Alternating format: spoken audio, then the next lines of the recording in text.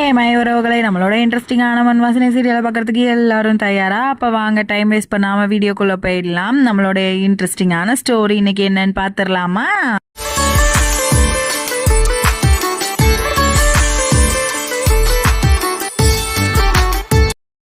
நம்ம சிவ் வீட்டை தாங்க காட்டுறாங்க. நல்ல கோலாகலமா இருக்கக்கூடிய வீட்டுக்குள்ள நல்ல ஜாலியா எல்லாரும் செலிப்ரேஷன் நடத்திட்டு இருக்கும் போது போலீஸ் வந்துடுறாங்க நம்ம சிவ வீட்டுக்கு. இது ஒரு ரீகால் மாதிரி பண்றேன், நேற்று நடந்ததுல அதையெல்லாம் இன்னைக்கு சும்மா சொல்லி காட்டுற மாதிரி, ஓகேவா?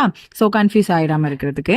அதே மாதிரி அவங்க வந்துட்டு என்ன சொல்றாங்கன்னா, நாங்க வந்து சிபிஐ உங்க பையனை வந்து நாங்க அரெஸ்ட் பண்ண வந்திருக்கோம்னு சொன்னோன்னா வீட்டில் உள்ளவங்க யாருக்குமே ஒண்ணுமே ஓட மாட்டேங்குது. என்ன நீங்க இப்படி சொல்றீங்கன்னு சொல்லும் போது, உங்க பையன் வந்து லஞ்சம் வாங்கியிருக்காங்க சார், அந்த மாதிரி எங்களுக்கு வந்து தகவல் வந்துச்சு, அதனாலதான் நாங்க உங்க பையனை வந்து அரெஸ்ட் பண்ண வந்திருக்கோம் அப்படின்னோன்னா, என் பையன் அப்பெல்லாம் பண்ணிருக்க மாட்டான், எங்க வீட்டு பையன், எங்க சிவ பத்தி எங்களுக்கு தெரியும்னு அப்படின்னு சட்டமா பேசும்போது நம்மளுடைய தாத்தா சொல்றாங்க, அவர் வந்து எக்ஸ் மிலிட்ரி, அப்ப அவங்களுடைய வேலையை அவங்க பார்க்கட்டும், நம்ம பிள்ளை மேல வந்துட்டு எந்த தப்பு இல்லை, நம்ம நிரூபிக்கலாம்னு சொல்லிட்டு சிவ் நீ போய் ட்ரெஸ்ஸை மாத்திட்டு வாப்பான்னு சொன்னோன்னே அவனுமே போய் ட்ரெஸ்ஸை மாத்திட்டு வந்துடுறான். அவனையுமே வந்துட்டு ஜீப்ல வந்துட்டு கூட்டிட்டு போறாங்க போலீஸ் ஸ்டேஷனுக்கு. அங்க போய் தனியா வந்து விசாரிக்கலாம்னு சொல்லிட்டு இங்க நல்ல ஜாலியா நம்ம ஆனந்தியுமே சந்தோஷமா குடும்பத்தோட இருக்கும்போது படார்னு அங்க ஒரு வேலைக்காரன் வந்துட்டு, சார் சார் உங்க வீட்டு மாப்பிள்ளையை வந்துட்டு கலெக்டர் ஆஃபீஸ்க்கு கலெக்டரை வந்துட்டு போலீஸ் பிடிச்சிட்டு போறாங்கன்னு சொன்னோன்னா ஆனந்திக்கு தூக்கி வரி போடுறது. எல்லாருமே படார்னு ஓடுறாங்க, என்னடா ஆச்சுன்னு சொல்லிட்டு. அதுக்கப்புறம் எல்லாருமே வந்துட்டு நாங்க எல்லாரும் போலீஸ் ஸ்டேஷன் போறோம்னு சொல்லிட்டு இங்கேயுமே கிளம்பி போறாங்க. இவங்க மீதி எல்லாரும் வீட்டுல இருக்காங்க.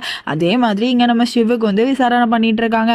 நீங்க தான் வந்துட்டு லஞ்சம் வாங்கியிருக்கீங்க, நீங்க வந்துட்டு அமௌண்ட் எல்லாத்தையும் கூட போட்டு ஏழை மக்களை வந்து ஏமாத்திருக்கீங்க, அந்த ரோடு போட்டு கொடுக்குறது எல்லாத்துலயும் அப்படின்னு சொன்னோன்னா அவன் யோசிச்சுட்டு இருப்பான். இங்கே பார்த்தா குடும்பமே வந்துட்டு போலீஸ் ஸ்டேஷன்ல தான் இருக்கும். என்னாச்சு அத்தை அவங்களுக்கு அப்படின்னு கேட்கும்போது, ஒன்றும் இல்லைம்மா நீ ஏமா வந்த அப்படின்னா, இல்லத்த நான் எனக்கு உடனே சிவ பார்க்கணும் அப்படின்ற மாதிரி இவ படப்படான்ட்டு என்ன பண்ணுவானா, அந்த ஸ்டேஷனுக்குள்ள அதாவது அவனை வச்சிருக்க இடத்துக்குள்ள போயிடுவா. போனதுக்கப்புறம் என்ன சிவ் ஆச்சு உங்களுக்கு அப்படின்ற மாதிரி கேட்கும்போது அவனுமே வந்துட்டு முழிச்சிட்டு இருப்பான். அவனால பேசவே முடியாது, இவகிட்ட அமைதியா இருந்துட்டு இருப்பானா.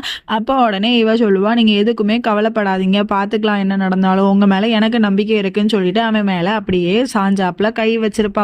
இவன் கையை வச்சுட்டு அப்படியே ஆறுதலா சொல்றத பாக்குற நம்ம சிவுக்கு வந்துட்டு ரொம்ப ஆறுதலா இருக்கு. அதே நேரத்துல நீங்க எந்த தப்பு பண்ணிருக்க மாட்டீங்க, நான் நம்புறேன், உங்க கூடவே இருக்கிற, எனக்கு எதுவும் தெரியாதா அப்படின்னு சொன்னோன்னு, நீ நம்பினா போதுமா ஆனந்தி, மத்தவங்க நம்பணும் இல்லையா, என்ன நடந்துச்சுன்னே தெரியல, நான் லஞ்சம் வாங்கியிருப்பானாமே அப்படின்னு சொன்னோன்னு அன்னைக்கு வந்துட்டு என்ன நடந்துச்சு அப்படின்றத நம்மளுடைய ஆனந்தியுமே யோசிச்சு பாக்குறா. நம்மளுடைய பியூன் தானே எல்லாமே பண்ணியிருப்பாரு, நம்ம தானே அதுல சைன் போட்டு கொடுத்தோம், லஞ்சமா இருந்ததா எதுவும் தப்பு இருந்ததா தான் நம்ம பார்த்துருப்போமே, நான் எதுவுமே பண்ணல ஆனந்தி அப்படின்ற மாதிரி சிவி எவ்வளவோ சொல்றான். நம்மளுடைய ஆனந்திக்கு புரியுது, அவ வந்து ரீகால் பண்ணி பார்த்துட்டு இருக்கா என்னதான் நடந்துச்சுன்ட்டு. அப்போ உடனே சிவ் உடனே சொல்லிடுறான், நம்ம வாழ்க்கையில எதுவுமே வந்துட்டு சந்தோஷத்தை அனுபவிக்கவே முடியல பாரு, கொஞ்ச நாள் தான் அப்படி இருந்தோன்னு பார்த்தா, கொஞ்ச நாள் சந்தோஷமா இருக்கலாம்னு பார்த்தா அதுவுமே இப்போ உடனே போயிடுச்சு, நல்ல நாள் அதுவுமே என்னை கூட்டிட்டு வந்துட்டாங்களே, எங்க வீட்டுல எவ்வளவு கஷ்டப்படுறாங்க தெரியுமா அப்படின்னோன்னா ஆனந்தியுமே ரொம்ப கவலைப்பட்டுட்டு அவனை பார்த்துட்டு இருக்கா. இப்போ உடனே நீங்க முதல்ல என்ன பாருங்க சிவ், என்னோட முகத்தை பார்த்தாதான் எல்லா கஷ்டமும் பறந்து போயிரும்னு சொல்லுவீங்கல்ல, கொஞ்ச நேரத்துக்கு என்ன பார்த்துக்கோங்க, கண்டிப்பா நான் உங்களை வந்துட்டு இந்த கஷ்டத்துல இருந்து வெளியில கொண்டு வருவேன், நீங்க எவ்வளோ நல்லவருன்னு எனக்கு தெரியும், நம்மளுடைய குடும்பத்துக்கு தெரியும், அதே மாதிரி நம்ம ஊர்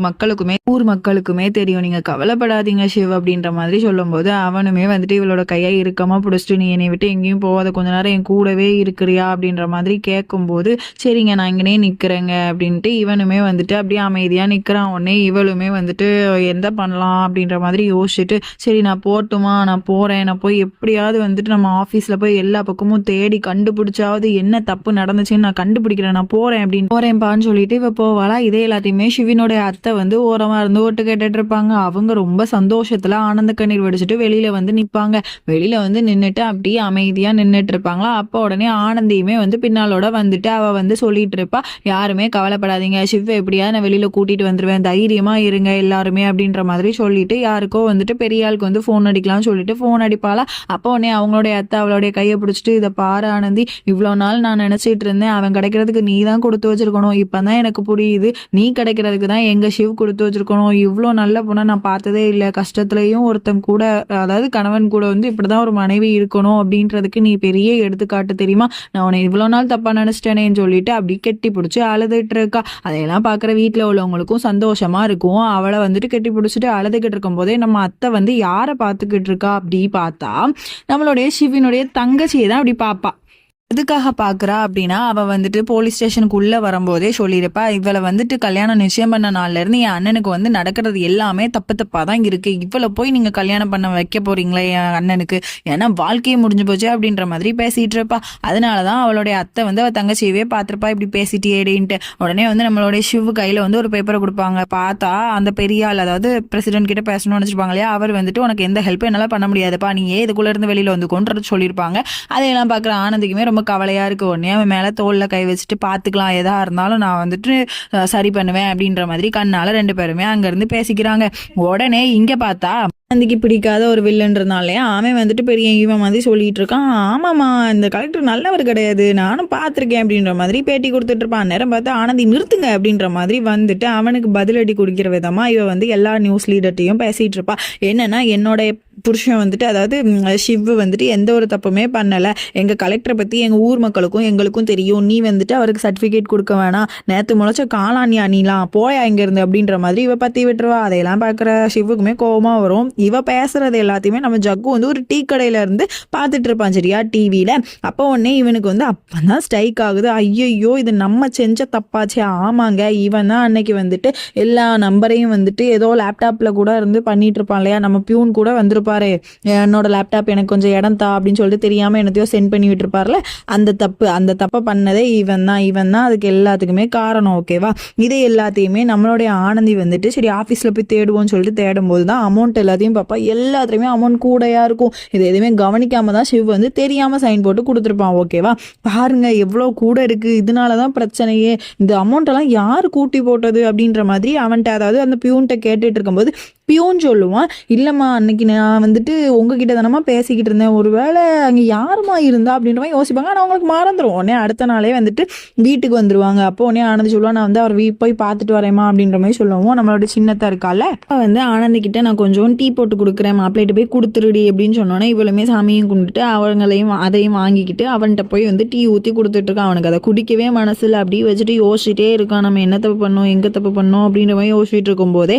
இவன் வந்துட்டு அப்படி வந்து என்ன பண்றான்னா அந்த ஃபைலை வந்து திறந்து காட்டுறா. இதை பாருங்க, இந்த ரோட் மேப்ல தாங்க நம்ம தப்பு பண்ணியிருக்கோம், இந்த அமௌண்ட் எல்லாத்தையும் யாரோ வந்து கூட்டி போட்டிருக்காங்க, நம்ம எல்லாரும் பேசிக்கிட்டு இருந்த சாக்கில் தெரியாம நீங்க சைன் போட்டு கொடுத்துருக்கீங்க, இதுதான் பிரச்சனையே அப்படின்ற மாதிரி சொன்னோன்னே அப்பதான் இவன் வந்துட்டு யோசிச்சு பார்த்துட்டு இருப்பான், யார் இந்த அமௌண்ட் எல்லாம் கூட போட்டு கொடுத்தா, ஆனந்தி என்ன ஆயிருக்கும் அப்படின்ற மாதிரி 2 பேரும் யோசிச்சுட்டே இருக்கும் போதே இந்த இடத்துல யாரோ ஷூ காலோட நடந்து வராங்க. இது யாரா அது அப்படின்னு சொல்லிட்டு அப்படியே நம்ம சிவ் மேல பார்த்தா நம்மளுடைய ஜக்கு அவன் வந்து அங்க நின்றுக்கிட்டு இருக்கான். உடனே இவன் என்னடா இங்கே வந்து நிற்கிறானேன்னு சொல்லிட்டு நம்ம சிவுக்கு ஒரு மாதிரி ஆயிரும், திரும்படியும் வந்து ஏதோ பிரச்சனை பண்ண போகிறான் அப்படின்ற மாதிரி யோசிச்சுக்கிட்டு இருப்பாங்க. என்ன இப்படி முழிக்கானேன்னு சொல்லிட்டு நம்ம ஆனந்தி அப்படியே பார்த்தா அவளுக்கு சமஷாக்கா. அதே நேரத்தில் நம்மளுடைய ஜக்குவை பார்த்துட்டு என்னடா இவன் வந்து இந்த இடத்துக்கு வந்திருக்கான், என்ன தப்பு பண்ணான்னு தெரியல, இல்லாட்டா நம்மளுடைய திரும்படியும் நம்ம வாழ்க்கையை தான் சீரழிக்க வந்திருக்கான் அப்படின்ற மாதிரி இவளுக்கு சமஷாக் ஆகுது. இவங்க 2 பேரும் எந்திப்பாங்களா, அவன் உடனே சொல்லிடுவான், நீ வந்து இந்த இடத்துல இருக்கல, இந்த இடத்துக்கு வந்து நீ இருக்கிறதுக்கு காரணமே நான் தான் வந்துட்டு அந்த தப்பை பண்ணேன், நான் தான் வந்து அதில் உள்ள அமௌண்ட் எல்லாத்தையுமே கூட்டி போட்டேன், எதனால் அப்படி பண்ணேன்னா ஆனந்தி மேலே இருக்கிற ஆசையில் நான் வந்து அந்த மாதிரி பண்ணிட்டேன், நீ எப்படியாவது இதில் இருந்து நீ தோல்வி அடைஞ்சி நீ கேவலப்பட மாட்டியா, நீ அசிங்கப்பட்டாவது ஆனந்தி என் கூட வரமாட்டாளா அப்படின்ற மாதிரி ஒரு எச்சத்தனமான வேலையை நான் பார்த்துட்டேன், நம்ம அனுப்பிச்சிரு அப்படின்ற மாதிரி வந்துட்டு ஜக்குவுமே வந்துட்டு சொல்கிறான். ஆனந்திக்கு எப்படி கவலையா இருக்கு, ஐயோ இப்படி ஆயிடுச்சு, ஏன் ஜக்கு நீ இப்படி பண்ண அப்படின்ற மாதிரி யோசிச்சுக்கிட்டு இருக்கா. உடனே வந்துட்டு மனசை கல்லாக்கிக்கிட்டு அதுக்கப்புறம் ஒரு வழியா வந்துட்டு நியூஸ்லயுமே சொல்லிடுறாங்க, கலெக்டர் எந்த தப்புமே பண்ணலன்னு. வீட்டில் உள்ளவங்க எல்லாருமே சந்தோஷப்படுறாங்க. அதே நேரத்தில் திரும்ப அதை நியூஸ்ல சொல்றாங்க, ஜக்கு தான் இந்த பிரச்சனைக்கே காரணம்ட்டு. அதெல்லாம் பார்க்குற சுமித்ரா வீட்டில் உள்ளவங்க எல்லாருமே திரும்படியுமே ஆள ஆரம்பிச்சிடுறாங்க. அப்போ உடனே வந்துட்டு என் பிள்ளை எதுக்கு இப்படி பண்ணணும், என் பிள்ளை இப்படி பிடிச்சிட்டு போறாங்களே, அவன் இப்பதான் நல்லவனா ஆகி வெளியில போயிருக்கான், இப்படி ஆயிப்போச்சு அப்படிங்கவும் ஹாரனுமே சொல்றாரு. சரி வீடு, அவன் பண்ண தப்புக்கு அனுபவிக்கிறான் அப்படின்ற மாதிரி கோவமா பேசிக்கிட்டு இருக்காரு. இவனையுமே வந்துட்டு அப்படி ஜெயிலுக்கு கூட்டிட்டு போறதுக்கு அப்படியே மெதுவா நடத்தி கூட்டிட்டு போய்கிட்டு இருக்காங்க. அப்போ உடனே நம்மளுடைய சிவு மனசு கேட்காம பார்த்துக்கிட்டே என்ன பண்றான், ஜக்கு பக்கத்துல வந்ததுக்கு அப்புறமா ஜக்கு கிட்ட வந்துட்டு இவன் போய் பேசுறான், ஆறுதலா 4 வார்த்தை.